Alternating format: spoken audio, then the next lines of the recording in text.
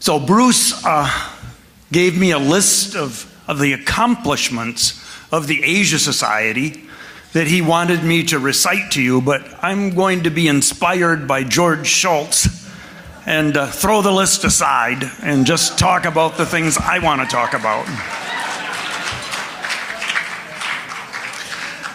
I do want to take a minute, though, and recognize the board members of the Asia Society of Northern California who are here with us tonight.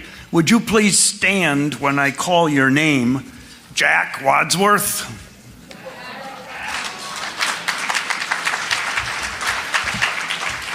If you don't want to stand, you don't have to. The Honorable George Shultz.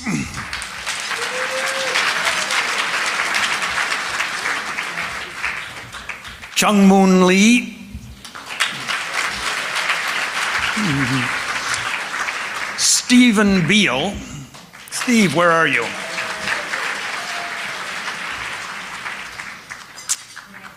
Richard Bloom. Right here. Chris Cooper over there.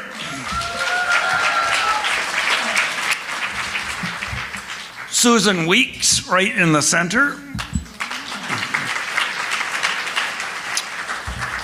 Rob Cox.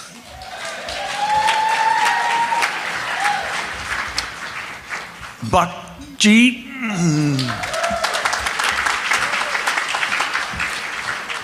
Naren Gupta.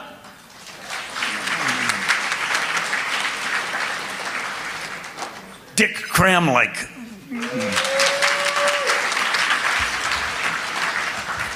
So Orville, Shell,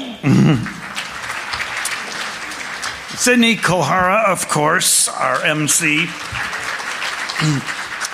Barry Taylor, and Jay Shu.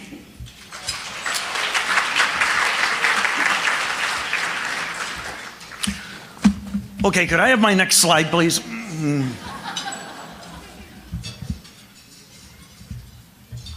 Oh, there we are. Thank you. Now for what I consider to be a special treat. There's supposed to be a slide of a building. There we are. I don't know if you can see the letters clearly on that building. That's the Asian Art Museum, a jewel here in San Francisco. At least a couple of times of the week, I get in a lift in front of my house in Coal Valley, and I let the lift take me down to the Asian Art Museum. Every time we approach the museum, I look up at that edifice, and I see those words chiseled into the granite. Chong-Moon Lee. And it just fills me with pride because I think that museum is so wonderful. I think it wouldn't be there without the generous support of Chong-Moon Lee. And according to Willie Brown, this is the first time in the history of the U.S. that an Asian's name has been chiseled into the concrete on the facade of a major public edifice.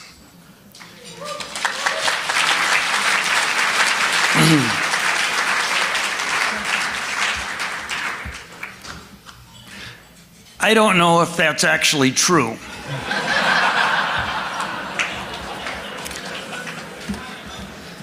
But I believe Willie Brown.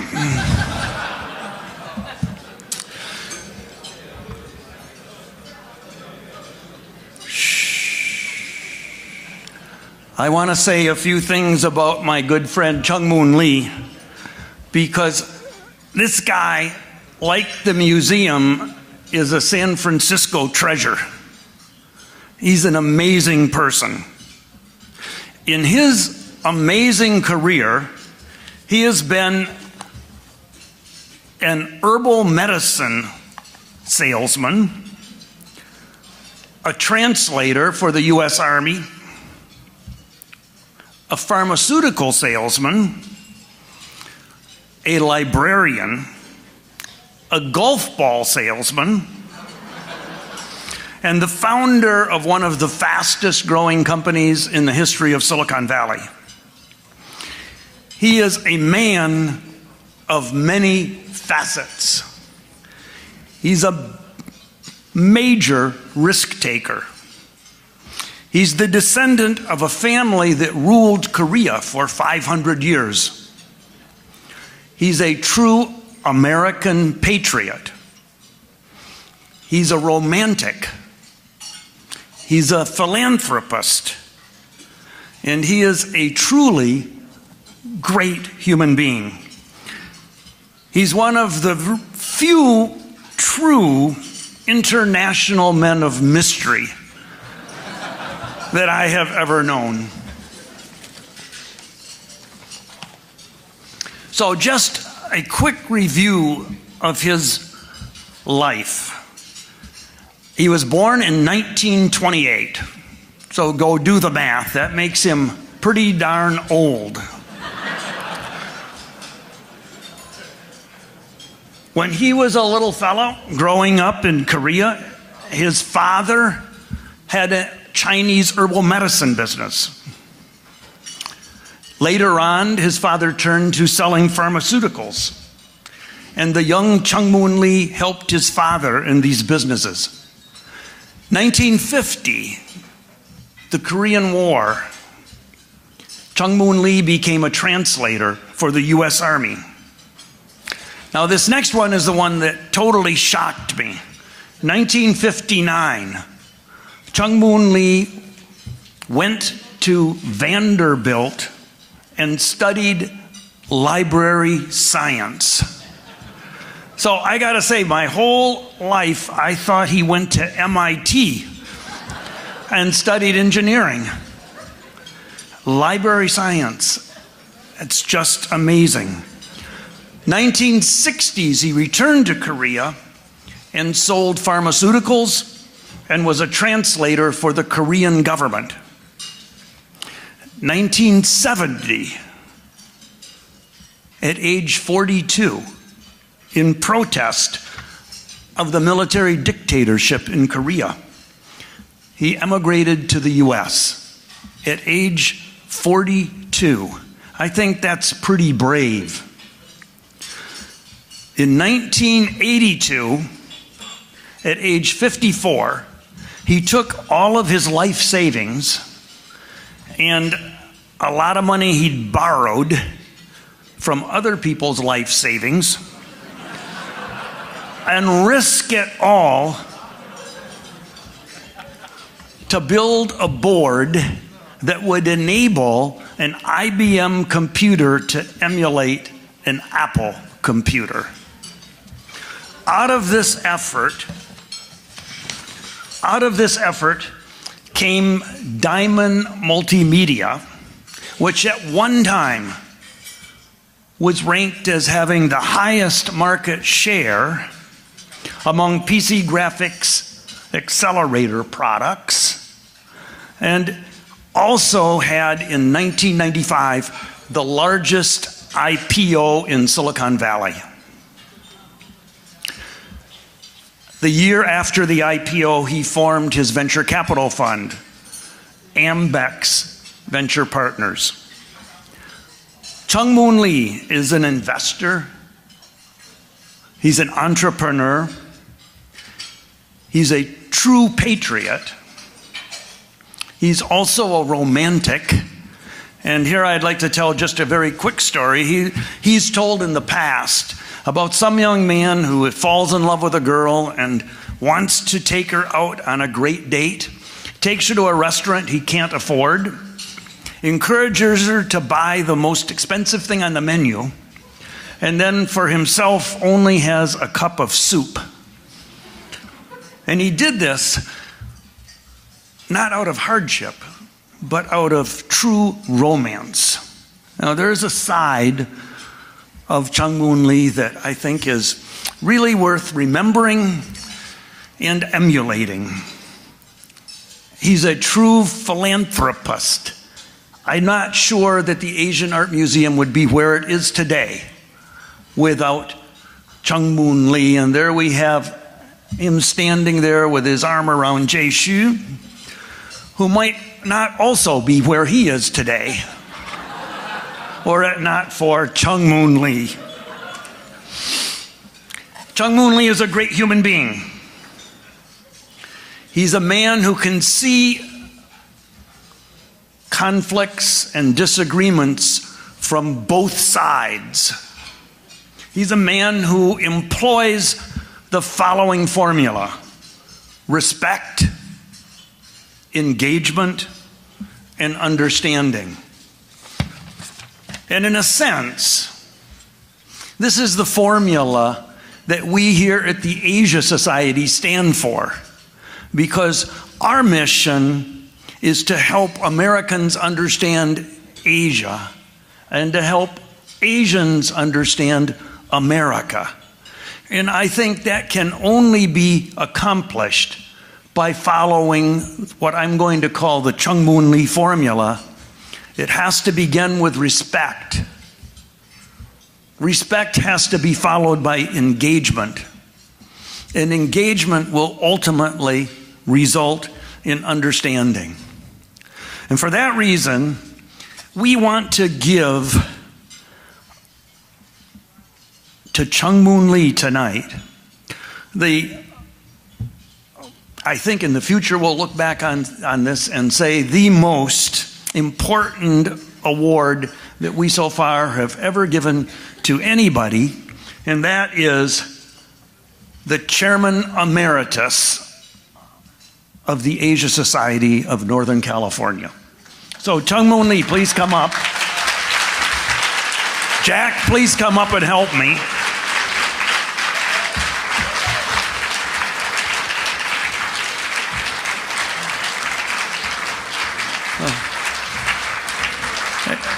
One last word here before we give the mic to Chong-Moon Lee.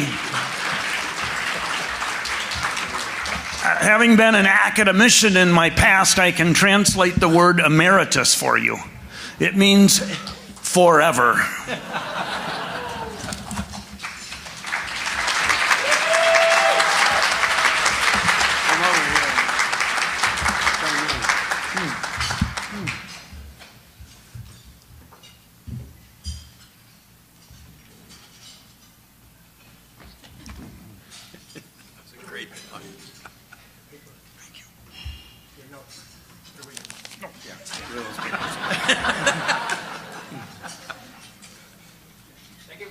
All right. Thank you. Thank you very much.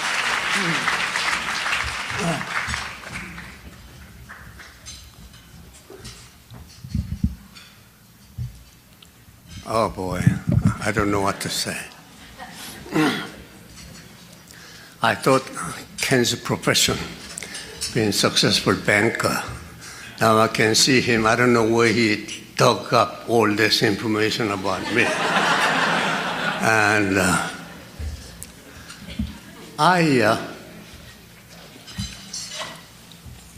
I've prepared what to say tonight, but instead, time saving, I'd like to say two things very shortly. One, I came to this country with full scholarship.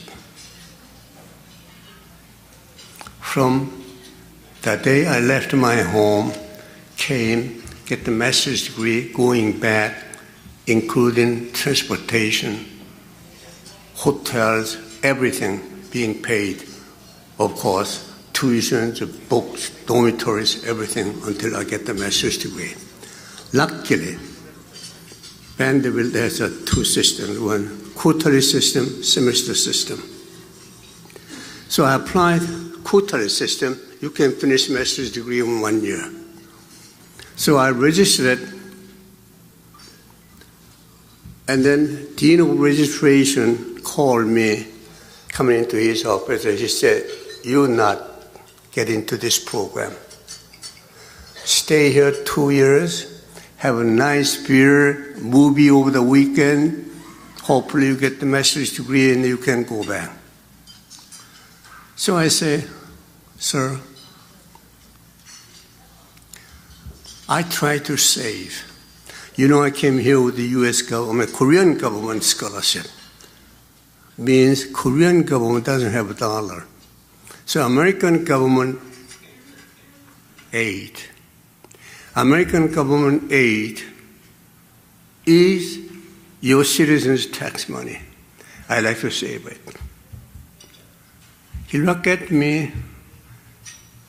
You Korean young people believe that American government aid to Korea is our tax? I believe it is, Professor. If that's correct, please correct me. Yes, it is. I'll give you a chance. 3 months later, if you don't make it, I'll write you, you come to my office. I will tell you, you have to go back to 2-year system, which is semester system. You can imagine how I did for 3 months. After 3 months, I received the letter. I went to his office. Disappointed. Shame on me. I try my best, that's all I can do. So he told me here and there about 10 minutes, and the very last moment he said, however, I can see your change. This time, I'll give you 3 more months. This time, I'll write you, but you don't have to come to my office. You can imagine how I did following 3 months. I didn't receive anything. So I finished bachelor's degree 1 year. And 387th day, I returned to Korea with master's degree. And the U.S. Embassy in Seoul, but 3 months later, ambassador wants to see me. So, did I do something wrong? No, he has a message for you. So I went, Ambassador McNaghy, tall, very handsome. From his office, I stepped in. He came out, he's shaking hands with me. We are very proud of you. I said, Mr. Ambassador, are you proud of me? Are you sure you're talking right guy? Yes. We are very proud of you. Problem we are having here is Korean student finished school, they don't come back. You came back. You saved half the money, you came back with a degree. We need your help. That's how my life started. And then after, as Ken mentioned, I came back. I had no plan to come back to this country. The military government asked me to join, which I didn't like it. Nice I've been working out without collaborating. And the second year, they say, such a day, 3 p.m., you come to Blue House, which means Korea's White House. Accept, receive, appointment letter. That's 3 days later. There was a 9:30 in the morning. 1 o'clock, Northwest flight to Tokyo. So I just grabbed my briefcase. I got on the Northwest airline. I landed Tokyo. I went to American Embassy in Tokyo. I've been working with them also.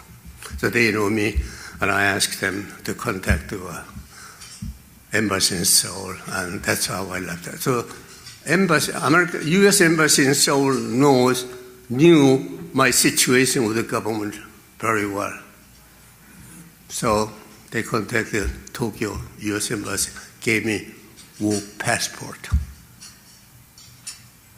So I came to here. So I started my life here again. That is why what I wants to do. Out of my business, I'm 85 to 90% out of my business. I'm 89 now. 89 years old. My life, hopefully, a few years, several years. So,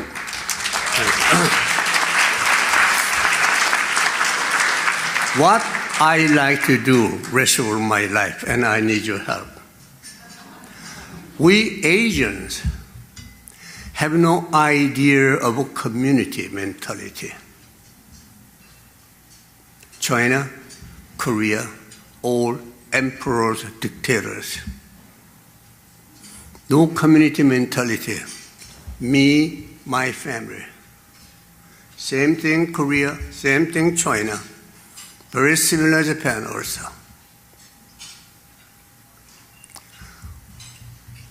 Somehow, we are here in America, community-oriented, community-based. Each community member has to work to make a better community. Asians don't have that. Asians in this country, in our Bay Area, Asian, successful, I'm sure you know dozen Asians have been successful here. They're not community related. So I like to organize, I like to donate some funds to organize and to study how we bring Asian, well-to-do Asian American citizens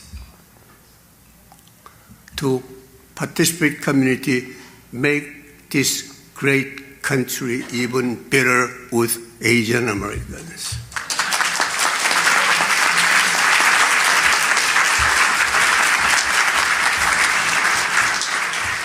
This country gave us opportunity. Luckily, we made a little, or we made some. We have to leave this to this community, to this great country after we go. Not children. We have to educate. It's such a wonderful school systems here. Children will make their life. So for me, my children have a tree. Through a lawyer's office, I gave them grandchildren education all this. After I pass away, they will not claim anything. They all signed. What I have little will all go to the community, to this country. So you Asian Americans, please join me. This is a great thing. We are benefit being in this country. So we have to pay back to this great country. Thank you very much.